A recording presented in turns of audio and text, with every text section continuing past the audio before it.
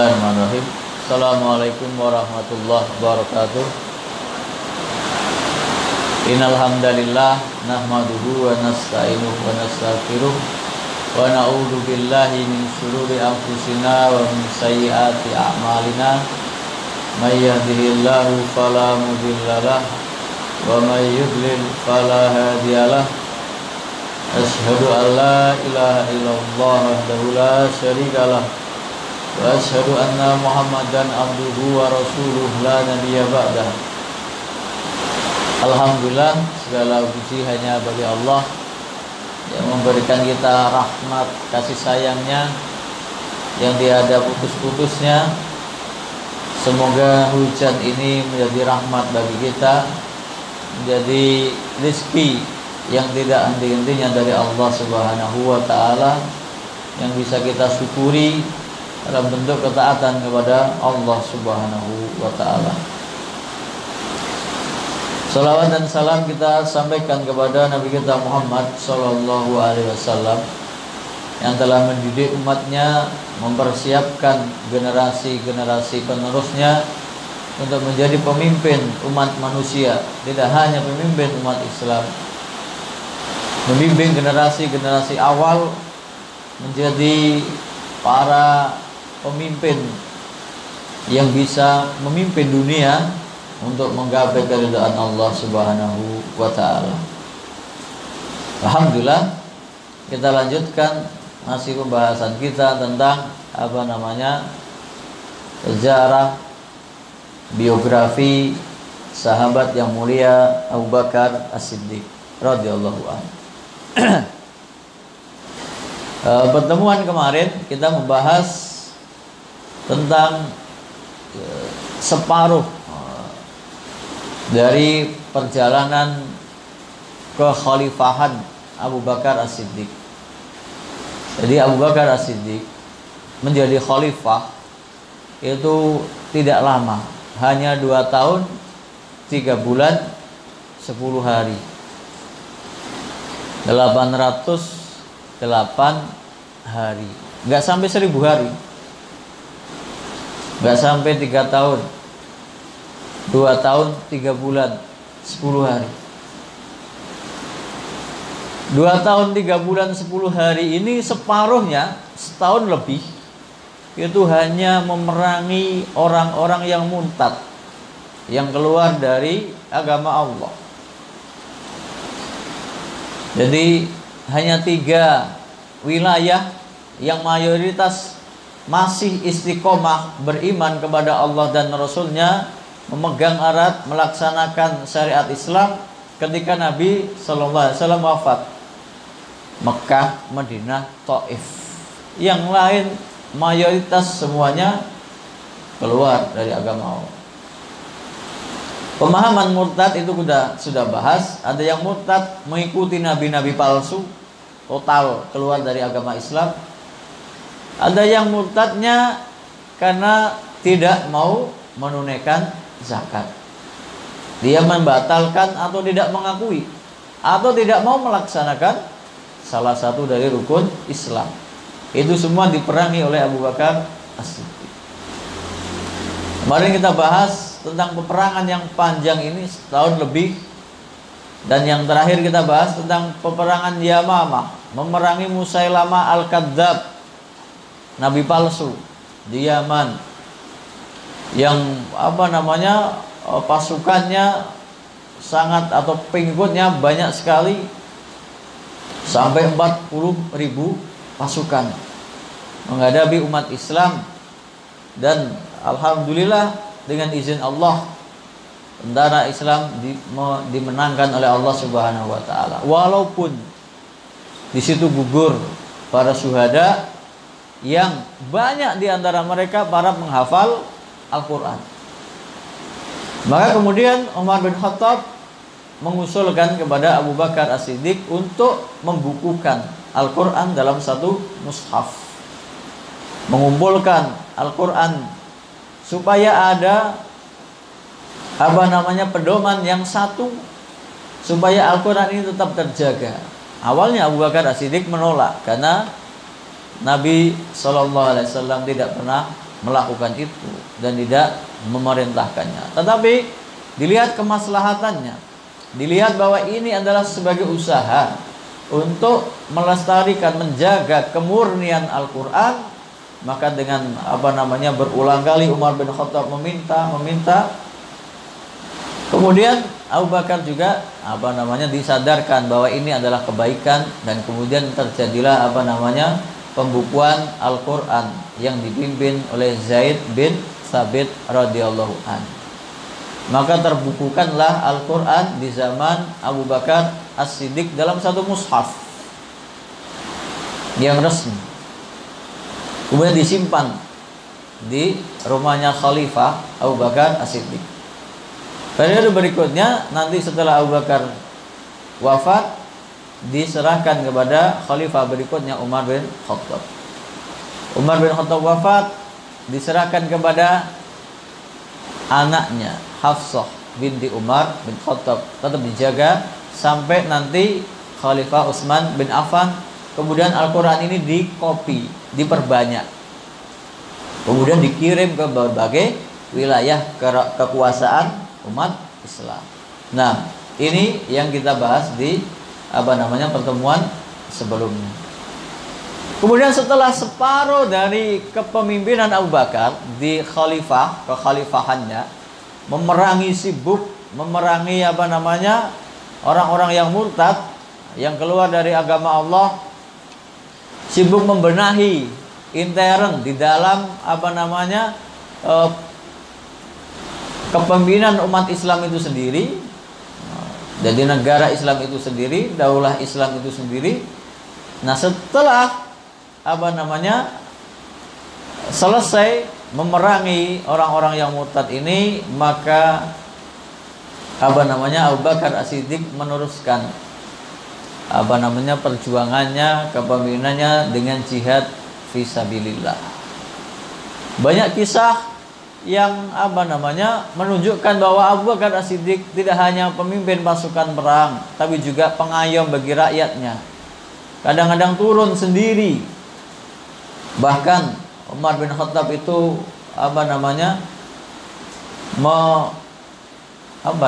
ingin meniru kebiasaan Abu Bakar As-Siddiq. Dia sebagai khalifah, kalau zaman sekarang presiden.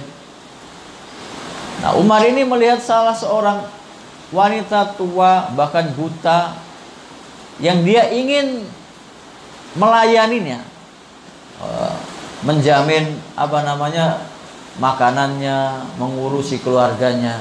Tapi setiap dia ke sana, orang ini sudah ada yang ngurusi. Semua keperluannya tercukupi, semua kebutuhannya diberi, semua kehidupannya sudah dipenuhi. Lalu Umar pagi-pagi sekali ingin mendahului supaya jangan pendahuluan orang lain ini. Ternyata ketika dia sampai di sana, Abu Bakar As-Siddiq, sang khalifah ini yang sedang melayani rakyatnya dengan tangannya sendiri langsung. Ini salah satu kepemimpinan dari Abu Bakar As-Siddiq dengan rakyatnya. Tidak ada batasnya. Tidak. Nah, sejak khalifah Abu Bakar As-Siddiq yang pertama sampai Umar bin Khattab, khalifah ini nggak punya pengawal.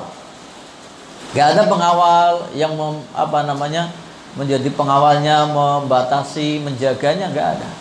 Makanya Khalifah Umar bin Khattab itu bisa terbunuh ketika mengimami sholat subuh, karena nggak ada pengawalan. Semua percaya bahwa semuanya orang beriman. Maka setelah Khalifah Umar bin Khattab terbunuh, baru khalifah berikutnya ini ada pengawalnya. Dulunya nggak ada, langsung berhadapan dengan rakyatnya. Kemudian Abu Bakar As-Siddiq ini walaupun dia dikenal sebagai sahabat yang lemah lembut, penyayang, adil, kemudian kasih sayang, tapi juga dia tegas dalam memimpin rakyatnya.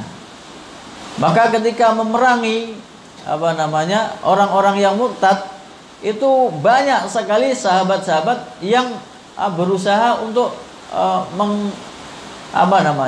mendebatnya atau menghalanginya dengan berbagai alasan. Tapi dengan keteguhannya, dengan istiqomahnya, dia menetapkan bahwa orang yang menggugurkan salah satu dari rukun Islam, tidak mengakui itu sebagai kewajibannya sebagai orang Islam, ya sama saja tidak mengakui agama Islam secara totalitas. Tidak bisa orang beragama itu pilih-pilih. Saya mau sholat saja, nggak mau puasa, nggak mau zakat, nggak mau haji.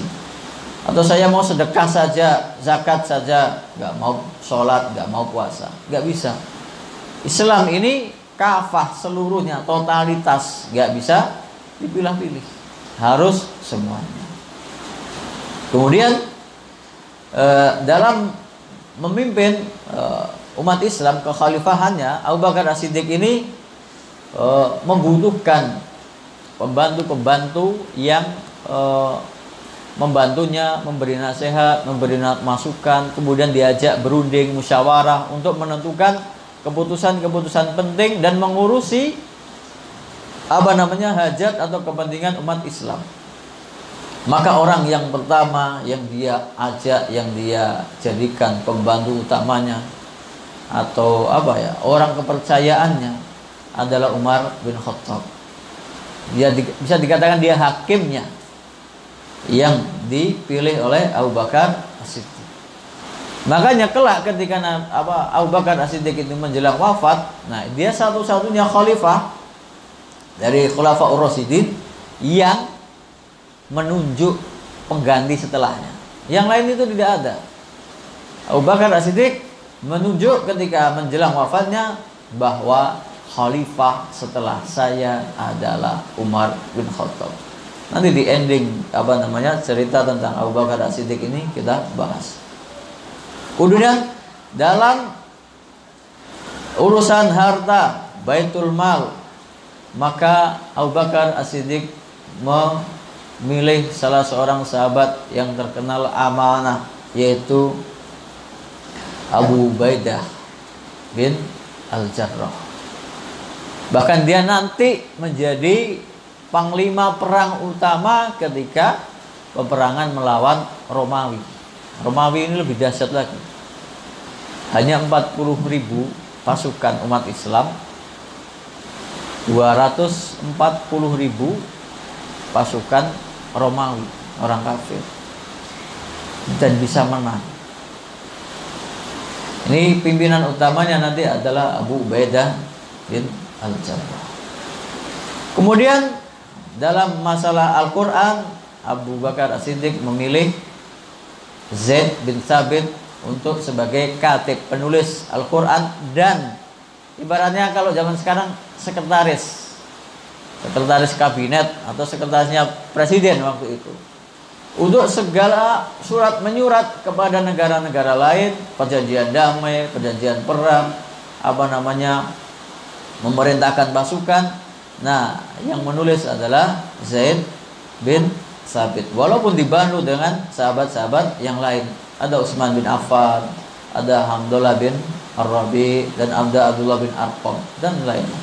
Tapi yang utama itu Zaid bin Thabit sebagai penulis atau sekretarisnya. Kemudian dalam memimpin urusan haji, Abu Bakar As-Siddiq memilih Abdurrahman bin Auf sebagai Amirul Hajj. Berarti sejak dahulu ibaratnya kementerian yang menangani urusan haji itu sudah ada. Di zaman Nabi SAW ketika mengutus jamaah haji, sebelum Nabi haji di Haji Wada, yang diutus sebagai pimpinannya adalah Abu Bakar As-Siddiq ketika Nabi SAW masih hidup. Ketika Abu Bakar yang menjadi khalifahnya, maka dia menunjuk Abdurrahman bin Auf yang menjadi ibaratnya kementerian hajinya, yang mengurusi tentang ibadah haji. Dalam urusan sedekah, tentang baitul mal, maka Abu Bakar As-Siddiq memilih sahabat Anas bin Malik yang dari kecil bersama Nabi SAW, dari umur 8 tahun bersama Nabi SAW, di rumah Nabi, menjadi pelayannya Nabi, dididik oleh Nabi langsung. Maka dia menjadi pengurus perbendaharaan sedekah dan juga dibantu oleh Sa'ad bin Abi Waqqas dan Amr bin As. Ini tentang orang-orang yang dipilih oleh Abu Bakar As-Siddiq dalam membantu menjalankan roda pemerintahan kekhalifahannya. Abu Bakar As-Siddiq juga menerapkan sistem musyawarah. Tidak hanya dia sendiri yang membuat keputusan, dia selalu berunding, bermusyawarah, bertukar pikiran dengan para sahabat. Tapi untuk hal-hal tertentu dia tidak memakai musyawarah. Apa contohnya? Kalau itu sudah ditetapkan oleh Nabi Shallallahu Alaihi Wasallam. Misalnya pengiriman pasukan yang dipimpin oleh Usamah bin Zaid, itu sudah ditetapkan oleh Nabi SAW menjelang wafat, tetapi belum terlaksana karena ketika mau berangkat Nabi SAW wafat, kemudian tertunda. Maka pengirimannya dilaksanakan oleh Abu Bakar As-Siddiq. Para sahabat ini banyak yang memprotes, banyak yang memberikan masukan. Usamah ini umurnya ada yang mengatakan baru 20 tahun, ada yang mengatakan baru 18 tahun. Tapi dia ditunjuk sebagai panglima tertinggi, memimpin sahabat-sahabat yang senior, yang sudah tua, yang sudah berpengalaman oleh Nabi SAW. Nah, setelah Nabi SAW wafat, ada beberapa pendapat, masukan supaya diganti saja pimpinannya, jangan Usamah bin Zaid. Nah, banyak sahabat yang memberi masukan, tapi Abu Bakar As-Siddiq tetap kokoh.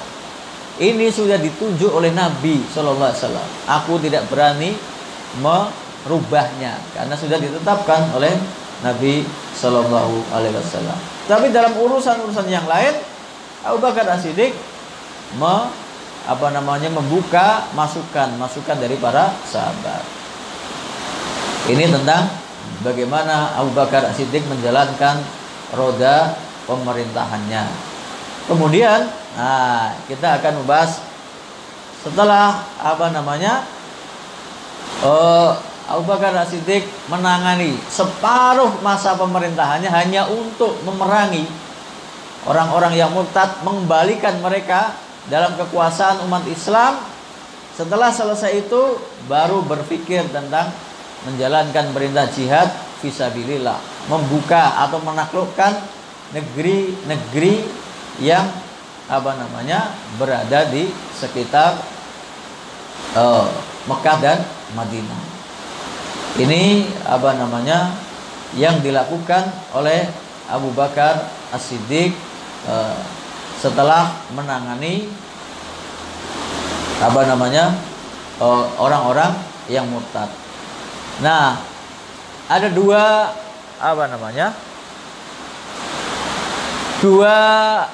tujuan utama. Jadi umat Islam kenapa berjihad fisabilillah, kenapa menaklukkan negeri-negeri yang ada di sekitarnya? Bukan untuk menguasai harta, bukan untuk membunuh, bukan untuk memaksa orang itu supaya harus beragama Islam, tidak. Tapi yang pertama adalah menciptakan rasa keadilan. Karena kebetulan negeri-negeri yang di sekitar dari Madinah, jadi sekitar dari yang dikuasai umat Islam, saat itu dikuasai oleh Persia dan Romawi. Persia itu nenek moyangnya Iran. Iran itu bahasanya bukan bahasa Arab, dia Persia. Dulu agamanya Majusi, orang-orang yang menyembah api. Nah, di zaman itu, di zaman Nabi SAW dan para sahabat, ada dua negara adik kuasa, dua negara besar yang ada di dunia waktu itu, yaitu Persia dan Romawi. Persia pusatnya di Iran, Irak. Di situ Persia. Romawi di Syam. Syam itu sebelah utaranya Madinah, sekarang menjadi 4 negara. Yordania, Lebanon, Palestina, Suriah. Nah, ini Syam. Dulu dikuasai oleh Romawi. Nah, kedua, jadi yang pertama, karena di negara-negara tersebut orang-orang yang ditindas dipaksa tunduk kepada kaisarnya, kepada rajanya, menyerahkan upeti, tidak diberi kebebasan untuk menentukan nasibnya sendiri. Kemudian yang kedua adalah menjaga agama, tujuannya li'ila'i kalimatillah, untuk supaya orang ini bebas mendakwahkan agama Islam. Selama agama Islam tidak ada yang melarang, tidak perlu ada peperangan. Yang penting orang bisa berdakwah, bisa menegakkan syariat Islam, bisa mengikuti ajaran Islam dengan bebas. Nah, dua hal ini yang menjadi pokok tujuan ketika Abu Bakar As-Siddiq dan khalifah-khalifah setelahnya mengirim pasukan-pasukan untuk menaklukkan negara-negara kekuasaan di sekitar Madinah dan kekuasaan umat Islam. Nah, yang pertama ini termasuknya perang yang lama, yaitu menaklukkan Persia, yaitu di Iran, Irak dan sekitarnya. Di penaklukan Persia ini, Abu Bakar As-Siddiq mengirim beberapa pasukan yang dipimpin oleh beberapa pemimpin atau panglima perangnya. Yang pertama adalah Khalid bin Walid dan Iyad bin Ghunmin. Nah, ini untuk menaklukkan Persia. Ditugaskan dua orang ini. Khalid bin Walid, dia diperintahkan menaklukkan Persia ini, daerah kekuasaan Irak itu, dari arah selatan. Sedangkan Iyad bin Ghunmin itu dari arah utara. Siapa yang duluan sampai Khirah, di tengah-tengahnya atau ibu kotanya, maka dia yang menjadi pemimpin utama, pemimpin tertinggi, panglima perang yang ada di Persia. Nah, Abu Bakar As-Siddiq mengirim Khalid bin Walid ini. Dia pertama hanya diiringi oleh 2.000 pasukan. 2.000 pasukan, kemudian bertambah lagi ketika melewati beberapa wilayah yang sudah ditaklukkan, dikuasai umat Islam, bergabung ke pasukannya Khalid bin Walid ini ada 8.000 pasukan dari umat Islam yang di luar Madinah. Nah, ternyata peperangan menaklukkan Persia ini atas permintaan penduduknya di sana, karena diperlakukan tidak adil oleh penguasa Persia. Nah, di sana ada sebuah pasukan yang dipimpin oleh Al-Musanna bin Harithah Asy-Syaibani. Jadi ada dua suku yang di Persia yang membantu tentara muslimin menaklukkan Persia, yaitu Asy-Syaibani. Nah, dari sini bergabung 8.000 pasukan lagi. Totalnya 18.000 pasukan yang dipimpin oleh Khalid bin Walid. Nah, Khalid bin Walid ini peperangan yang sangat panjang. Setahun 2 bulan, 14 bulan dia berperang menaklukkan semua wilayah dari Persia ini. Wilayah dari Persia ini. Dari awal Muharram, di awal tahun ke-12 Hijriah, di bulan Muharram tahun ke-12 Hijriah, sampai nanti bulan Safar di tahun ke-13 Hijriah. 14 bulan. Setahun lebih 2 bulan. Bahkan dia pertama dari arah selatan. Kalau sekarang itu Kuwait namanya. Sekarang itu wilayah itu namanya Kuwait. Nah, dari situ terjadi peperangan yang sangat terkenal, yaitu peperangan Datus Salasil. Salasil, silsilah itu ikatan, rantai. Kenapa? Karena supaya menjaga tentaranya Persia ini, tentara Persia ini takut dengan kekuatan terkenal ini Khalid bin Walid ini. Kenapa? Dia juga yang menaklukkan orang-orang yang murtad itu, yang di Bahrain, yang di Yaman dan Khaybar itu, di Ghatafan, yang menaklukkan Khalid bin Walid. Jadi sudah terkenal orang-orang Persia, prajuritnya takut menghadapi pasukan Khalid bin Walid. Maka rajanya mewajibkan pasukan ini dikelilingi atau dirantai supaya tidak ada yang melarikan diri. Maka peperangannya disebut Datus Salasil. Ini awal Khalid bin Walid mengawali peperangannya untuk menaklukkan Persia dari arah selatan di wilayah yang sekarang sudah bernama Kuwait. Satu persatu wilayah dari Persia ini ditaklukkan. Jadi setiap provinsi, setiap kota, setiap wilayah dicicil satu persatu, ditaklukkan. Dari wilayah yang selatan, jadi peperangan Datus Salasil. Kemudian dari wilayah Madar ini juga ditaklukkan dan terbunuh pemimpinnya, Hurmuz, pemimpin Persia.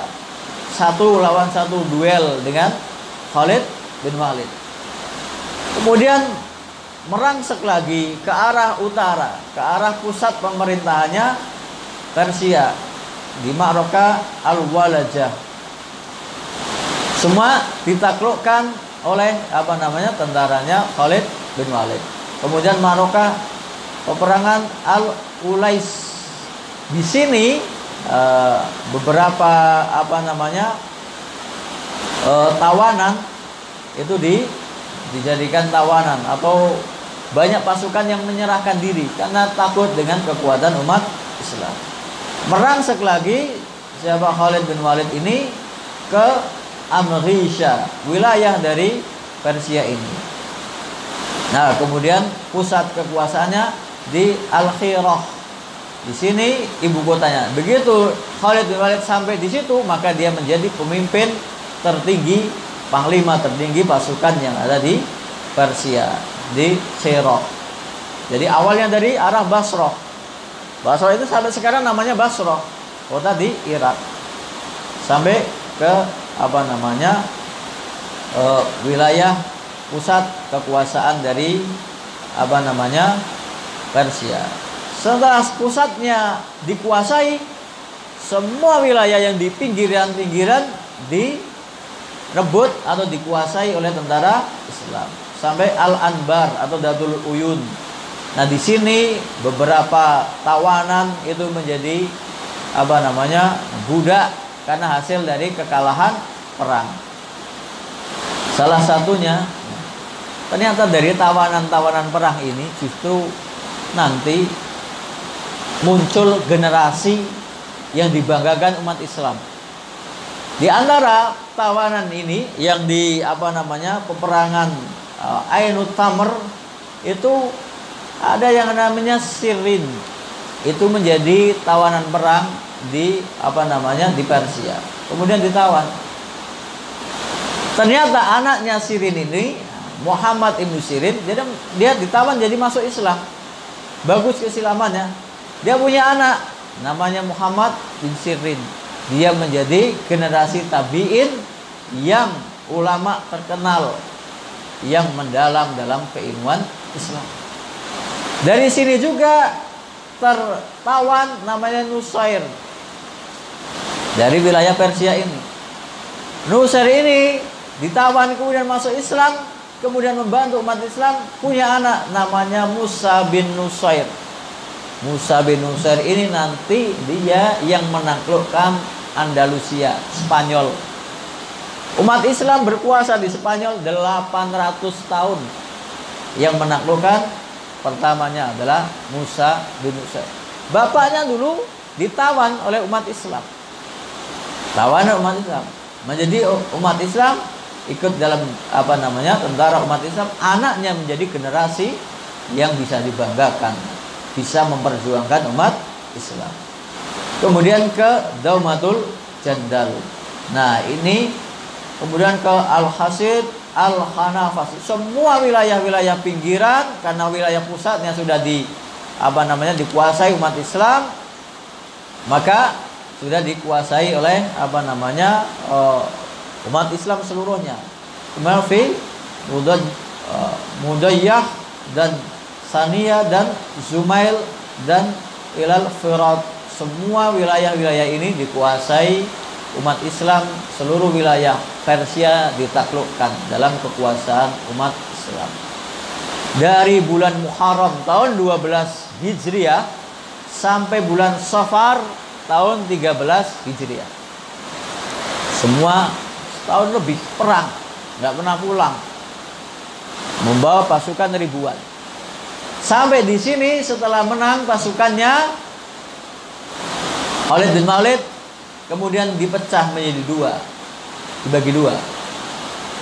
Khalid bin Walid 8.500 atau 9.500 atau 10.000 pasukan. Sisanya tadi Al-Musanna bin Harisah membawa pasukan sisanya dan tetap menjadi penguasa dari Persia. Khalid bin Walid tidak berhenti. Ternyata sudah menunggu tugas yang lain, yaitu peperangan di Romawi, di Syam, melawan Romawi. Dari situ dia sudah ditunggu pasukan di sana. Ternyata pasukan di sana mentok, yaitu melawan pasukan Romawi 240.000. Pasukan umat Islam hanya 40.000. Padahal umat Islam sudah mengepung pasukan Romawi selama 3 bulan, nggak bergerak, nggak bisa nggak tahu siapa yang menang. Semua terkepung dan belum bisa ada yang mengalahkan. Nah, ketika selesai dari peperangan menaklukkan Persia ini, Abu Bakar As-Siddiq memerintahkan supaya Khalid bin Walid membantu pasukan yang sudah menunggu di di Syam, Romawi. Nah, kemudian Syam ini kita bahas. Tadi selesai kita bahas tentang penaklukan Persia. Sekarang penaklukan Syam, kerajaan Romawi. Sebetulnya pengiriman pasukan menuju kekuasaan Romawi itu sudah diawali sejak zaman Nabi SAW masih hidup. Ketika Nabi SAW masih hidup, terjadilah peperangan Mu'tah tahun ke-8 Hijriah yang menuju Syam ini, Romawi, di Mu'tah. Di situ 3 panglimanya semua mati syahid. Zaid bin Harisah, bapaknya Usamah bin Zaid. Kenapa? Setelah itu Nabi mengirim Usamah bin Zaid karena bapaknya dia mati syahid di perang Mu'tah melawan Romawi. Kemudian ada Ja'far bin Abi Thalib, panglima kedua. Yang ketiga Abdullah bin Rawahah. Tiga-tiganya mati syahid di perang Mu'tah. Maka di akhir hayatnya sebelum wafat, Nabi SAW sudah menetapkan Usamah bin Zaid itu sebagai panglima perang untuk berangkat lagi ke Romawi, dan dikirim oleh Abu Bakar As-Siddiq di zaman kekhalifahan Abu Bakar As-Siddiq ke Romawi dengan 3.000 pasukan, yaitu ke Mu'tah, ke arah Syam, membawa kemenangan. Jadi pulangnya pasukan Usamah bin Zaid dari Mu'tah ini, dari memerangi Romawi, bertepatan dengan kemenangan Abu Bakar As-Siddiq memerangi orang-orang yang murtad. Baru setelah selesai peperangan memerangi orang-orang yang murtad ini, Abu Bakar As-Siddiq kemudian mengirim pasukan ke Syam untuk memerangi Romawi, karena ini sudah dijanjikan oleh Nabi Sallallahu Alaihi Wasallam bahwa kemenangan yang besar akan diraih oleh umat Islam di di Syam, memerangi Romawi. Di sini Abu Bakar As-Siddiq mengutus beberapa pasukan. Yang tadi pemimpin utamanya adalah Abu Ubaidah bin Al-Jarrah. Dan ada yang lain yaitu Yazid bin Abi Sufyan. Jadi beberapa pasukan ini tidak sekaligus. Jadi diberi jeda. Ini yang pertama adalah yaitu tentara yang ke arah Tabuk yang dipimpin oleh Yazid bin Abu Sufyan, atau ke arah Damaskus di Suriah sekarang. Kemudian dia menuju ke arah Tabuk. Kemudian setelahnya pasukan yang dipimpin oleh Surahbil bin Hasanah. Ini setelah Yazid bin Abu Sufyan. Yang ketiga, Abu Bakar As-Siddiq mengirim pasukan yang dipimpin oleh pemimpin utama, pemimpin tertingginya pasukan yang menyerbu Syam ini oleh Abu Ubaidah bin Al-Jarrah. Nah, setelah sampai di sana di Syam melawan pasukan Romawi, sudah berhadapan-hadapan. Romawi tidak tanggung-tanggung, pasukannya 240.000. Tetapi ternyata pasukan umat Islam ini ditakuti, disegani, karena mereka sudah bertekad berjuang jihad fi sabilillah. Maka terjadilah pertempuran yang sangat dahsyat, yang tidak bisa ditentukan siapa pemenangnya, bahkan sampai tertahan 3 bulan. Pengirimannya tadi dari bulan Rabiul Awal, Rabiul Akhir sampai Jumadil Ula, atau dari bulan Safar. Dan ending peperangannya nanti, ini peperangan belum selesai, justru Khalifah Abu Bakar As-Siddiq di Madinah wafat. Jadi kemenangan di Syam ini, Khalifah Abu Bakar As-Siddiq sudah meninggal dunia. Jadi pasukan yang sudah dikirim 3 panglima tadi, ketika mengepung orang-orang Romawi, tidak bisa mengalahkan mereka.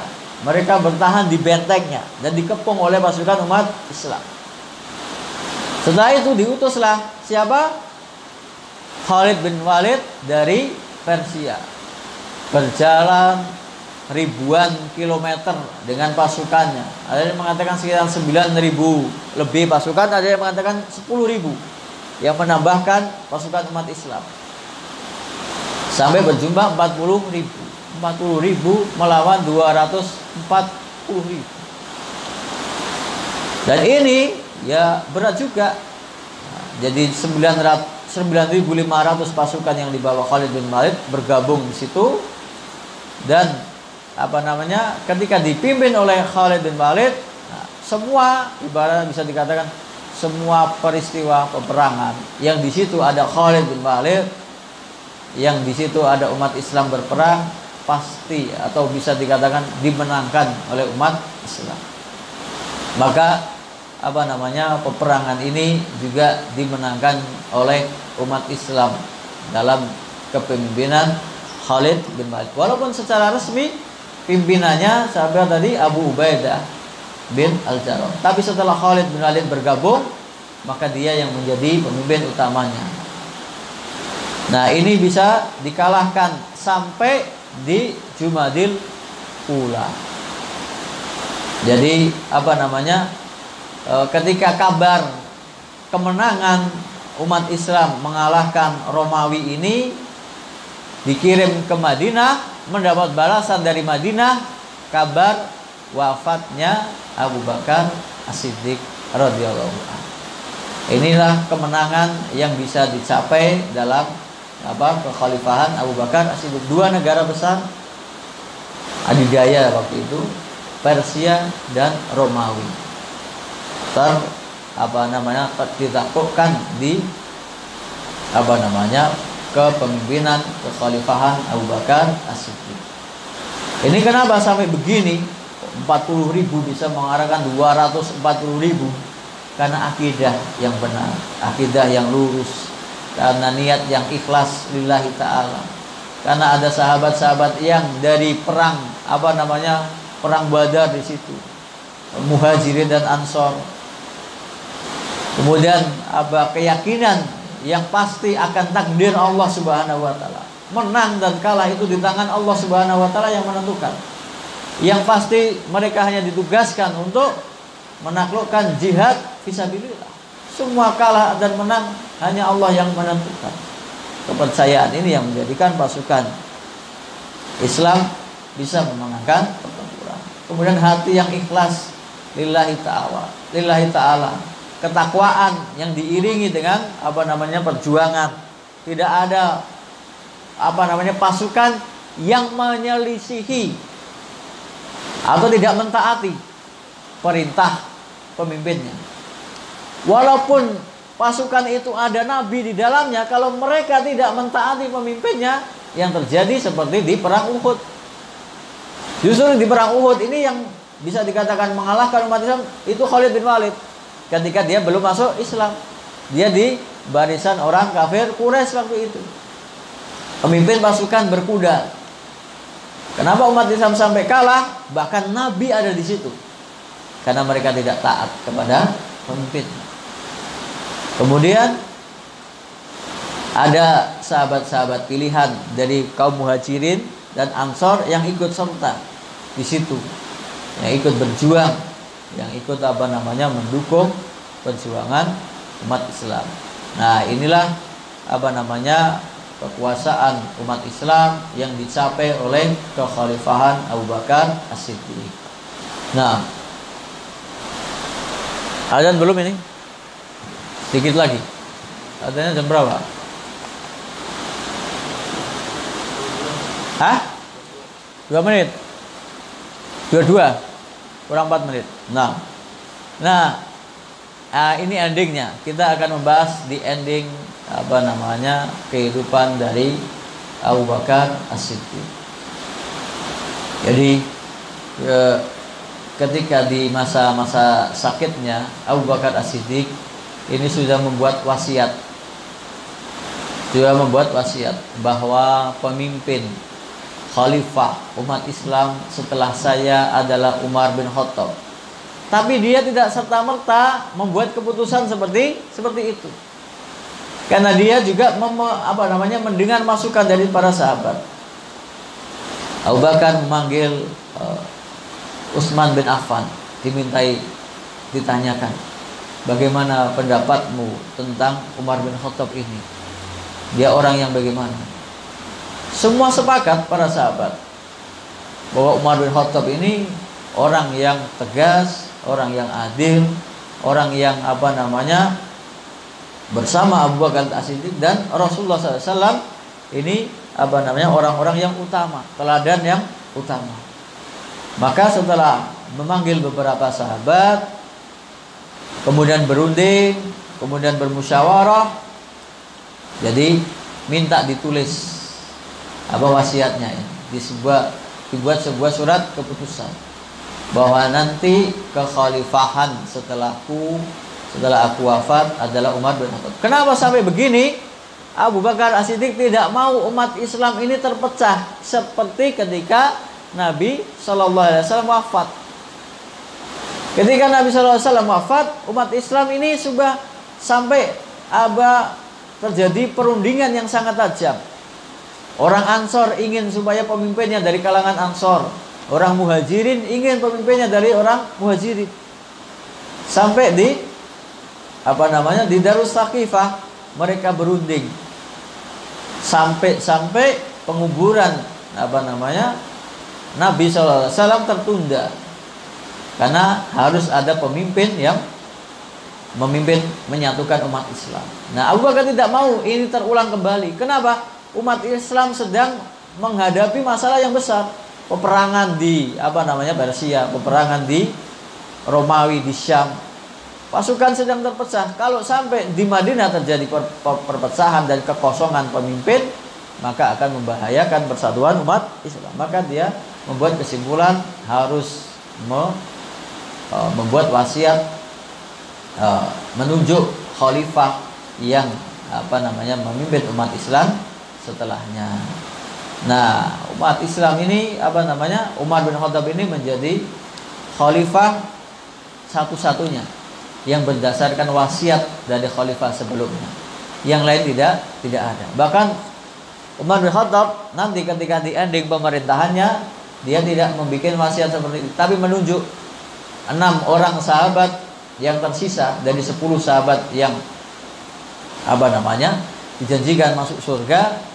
Tim formatur, mereka harus berunding untuk memilih salah satu di antara mereka yang menjadi khalifah setelah Umar bin Khattab. Nah, ini di akhir dari kepemimpinan Abu Bakar As-Siddiq. Jadi wafatnya Abu Bakar As-Siddiq itu di akhir